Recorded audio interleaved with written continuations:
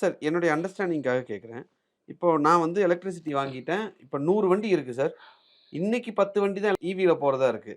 நாளைக்கு 70 வண்டி ஈவி ஈவியில் ஆயிடுச்சுன்னா போயிடும், 5 வருஷத்தில் போயிடும். ஆயிடுச்சுன்னா ஆயிடாச்சுன்னு இல்லை, ஆயிடும். ஆயிடுச்சுன்னே வச்சுக்கிறேன் சார். ஆமாம் அப்ப எனக்கு எலக்ட்ரிசிட்டி கன்சம்ப்ஷன் அப்படிங்கிறது ஜாஸ்தியாகும். பெட்ரோல், டீசலோட ஆமாம் கன்சம்ப்ஷன் குறையும். பெட்ரோல் டீசல் விலையை நீ ஏற்றலாம். ம், ஏன்னா சில பேர் தான் போடுவான், எப்போவாது தான் போடுவான். ம். எலக்ட்ரிசிட்டி ஏற்றினா தாய்மார்கள் வெளில ரோட்டில் நிற்பான். அப்ப இது பெரிய பிரச்சனையா மாறுமே சார். டெஃபினட்டாக மாறப்போகுது. அப்ப ஈவி ரெவல்யூஷன் ஒண்ணு வர்றது அடுத்த லெவல்ல பெரிய ப்ராப்ளம கொண்டு வந்து நிறுத்தும். டெஃபினட்டாக கொண்டு வரப்போகுது. It is not car problem. ம். கார்லேயும் இப்போ என்ன ப்ராப்ளம்னா, உன் கார் எடுத்துட்டு நீ எவ்வளோ வாட்டி கோயம்புத்தூர் போகிற? வருஷத்துக்கு 2 தடவ சார். ஆ இப்போ சிட்டிக்குள்ளே நீ யூஸ் பண்ணுறதுக்கு ஈவி கார் இருந்தால் உனக்கு என்ன போதும். ப்ராப்ளம்? அது இருந்தா போதும் சார். அப்புறம் சின்னதா ஒரு கார் இருந்ததுன்னா போதும். ஆ நான் ஊருக்கு போறது ட்ரெயின்லயும், பஸ்லயும் போயிட்டு வந்துருவேன். எனக்கு அப்புறம் பிரச்சனையே இல்ல. அங்கே தான் போகுது. ஸோ இப்போதைக்கு என்ன நீ நினைக்கிற?